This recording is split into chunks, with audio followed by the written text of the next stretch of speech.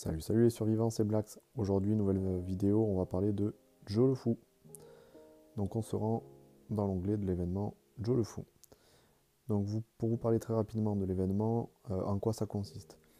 Donc vous et les membres de votre alliance allez subir des vagues successives d'attaques de Joe qui va pop aux alentours de votre QG d'alliance. Donc vous allez, si vous pouvez, essayer de défendre votre base pendant 20 vagues. Donc ça va commencer à la vague 1 et ça va normalement se finir à la vague 20. Comment je fais pour faire un max de points sur cet événement? Il n'y a rien de compliqué.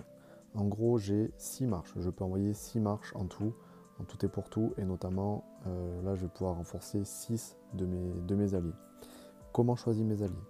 Donc je choisis toujours les bases les plus faibles et si possible, les bases avec aucune troupe dedans. Donc si je sais qu'il y a un allié qui est en récolte par exemple, je vais le renforcer même si il a une chaudière assez forte parce que c'est là où je vais faire un maximum de points.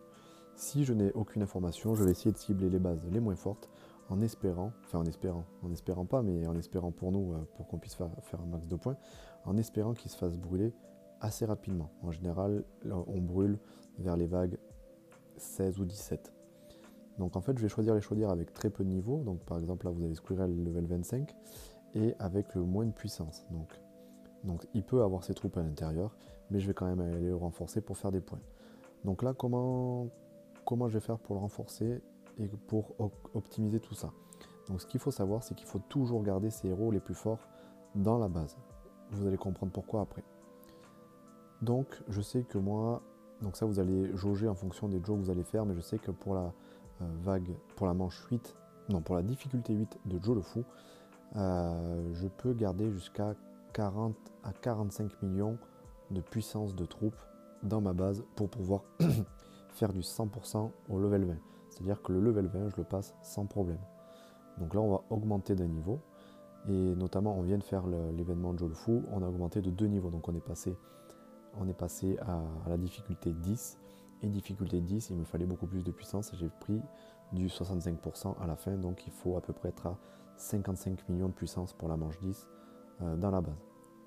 Pour revenir au renfort de nos alliés, pour faire un maximum de points, je dois envoyer 6 marches, toutes mes troupes, la plupart de mes héros, sauf mes héros principaux, dans les bases de mes alliés. Donc je vais prendre Squirrel par exemple, je vais le renforcer.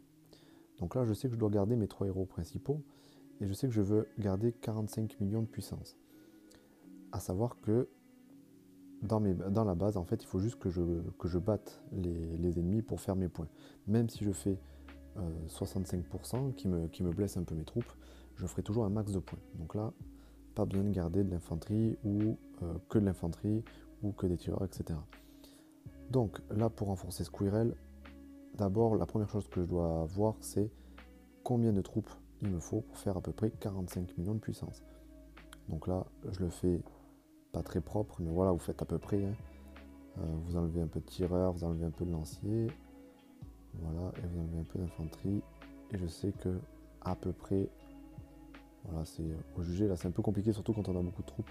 Il suffit qu'on mette un petit coup de doigt et on dépasse, bon, on va dire 46 millions. Voilà, il me faut à peu près 47 000 troupes pour avoir mes 45 millions de puissance pour pouvoir tenir jusqu'à la manche 20. Donc là, je vais arrondir, il me faut aller 22 000 infanterie. Il va me falloir... donc je peux baisser un peu d'infanterie, rajouter des lanciers, c'est comme vous voulez. De toute façon, tant que vous battez les troupes, ça ne change rien. Donc je vais garder 9000 lanciers et je vais garder 16 000 tireurs par exemple. Et on sera à peu près à 45 millions de puissance. Donc ça, on aura nos 3 héros, ce nombre de troupes dans notre base. Et ça nous permettra de tenir jusqu'à la manche 20. Donc pour renforcer Squirrel, tout simplement, je vais tout retirer, on va mettre 2 héros. Oups, non, pas Molly, pardon, parce que Molly, elle est dans ma base, Mandinman. Et donc là, je mets des troupes. Vous pouvez mettre full, c'est vous qui choisissez, en fonction des troupes qui vous restent, d'accord? En fait, il faut essayer de jauger pour que vous puissiez renforcer vos alliés, les moins forts avec plus de troupes, les plus forts avec moins de troupes, etc. C'est au jugé. Donc c'est pour ça que j'ai pas de formation type avec des chiffres ronds, etc. À la fin, la particularité, c'est qu'il faut renforcer un joueur très proche de vous. Par exemple, Ice Cream. Pourquoi? Parce qu'en fait, quand vous allez arriver à la vague 9, quand la vague 9 va vous taper, vous allez arriver à la manche 10, et la manche 10, Joe va attaquer le QG. Donc là, l'objectif pour faire les points, c'est de rentrer dans le QG. Donc soit vous êtes encore pas trop organisé dans votre camp, et du coup, la plupart des joueurs vont envoyer full troupe, ou alors, en fonction de la taille de ralliement du plus gros joueur, c'est-à-dire moi par exemple, on va calculer en fonction de ma capacité de ralliement. C'est-à-dire que j'ai 960 000 troupes, 960 000 capacités de ralliement. Donc du coup, on va diviser par 15, vu que c'est le nombre max de joueurs dans un bâtiment. Et donc du coup, ça fait à peu près du 60-65 000 troupes par joueur pour qu'on puisse remplir les 15 joueurs. Donc ça va falloir que je le prévoie. Donc du coup, je vais renforcer Ice Cream. Et en fait, dès que la vague 9 va me taper, je vais rappeler ma troupe. Parce qu'en fait, j'aurai pas assez de troupes dans ma base. Et dans ma base pour envoyer sur le QG. Et en plus, je ne pourrai pas envoyer mes troupes avec mes héros parce que j'ai une capacité de 6 marches maximum. Donc du coup, je rappelle ma troupe de chez Ice Cream. J'attends qu'elle revienne dans ma base. Et là, j'envoie dans le QG.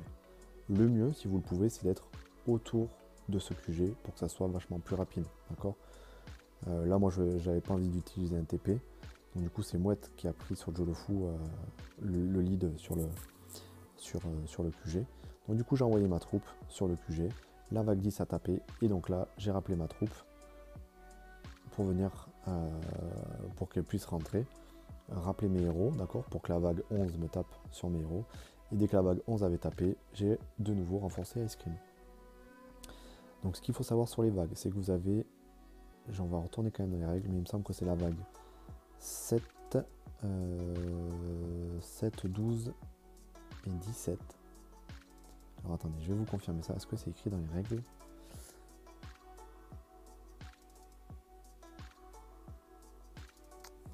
Donc ça sera à définir, mais il me semble que les vagues que je viens de vous dire, attendez, je vais vous confirmer ça, c'est 7, 14 et 17 normalement. Donc les vagues 7, 14 et 17, Joe va attaquer uniquement les joueurs qui seront actifs. Et quand je parle de joueurs actifs, c'est les gens qui sont connectés sur l'événement. Donc vous allez voir que Joe va attaquer, vous allez avoir des bases qui ne vont pas être attaquées parce que les joueurs ne sont pas connectés sur le téléphone, ou sur la tablette, ou sur le support que vous utilisez. Donc du coup, en fait, vous allez peut-être faire un petit peu moins de points parce que forcément, sur ces 3 vagues, vous allez peut-être renforcer quelqu'un qui n'est pas connecté. Voilà, donc les vagues 10 et 20, vous avez Joe qui va taper le QG. Les vagues 7, 14 et 17, si je ne me trompe pas, d'accord, vous avez 3 vagues qui vont attaquer les joueurs actifs. Qu'est-ce que je peux vous donner comme conseil? Quand Joe va attaquer le QG, si vous voulez faire le plus de points possible, mettez uniquement de l'infanterie. Pourquoi? Parce que Joe, en fait, c'est un attaquant et vous, le but, c'est de défendre. Donc l'infanterie va tanker en premier les attaques de Joe.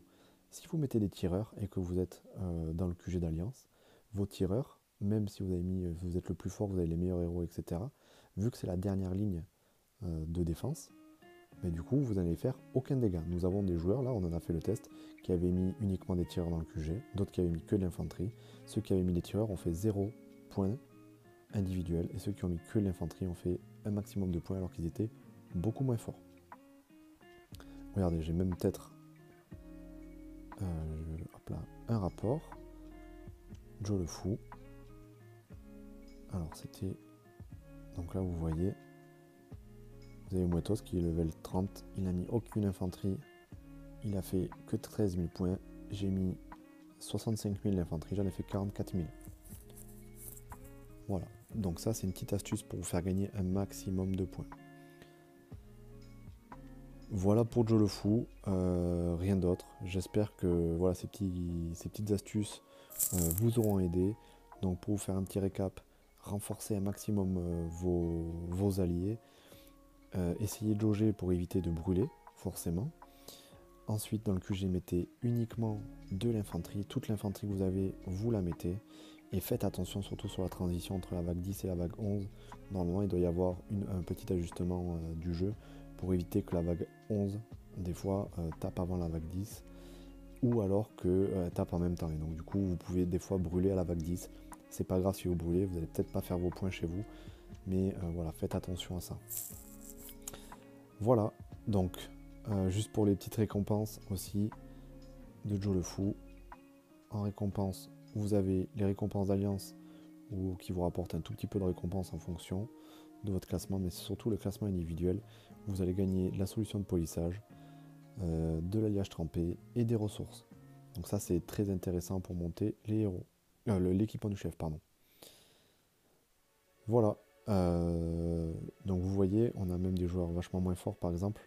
Vous avez Patate, bon, qui est quand même joueur 30, qui est un très très bon joueur, mais comparé à Dolve, qui est nettement inférieur, mais il arrive quand même à faire du top 2 sur cet événement, parce qu'il il a bien séparé ses troupes, il a bien géré tout ça, et donc on arrive à faire un top 1, top 2 de notre clan, et à faire un top 1 sur notre serveur.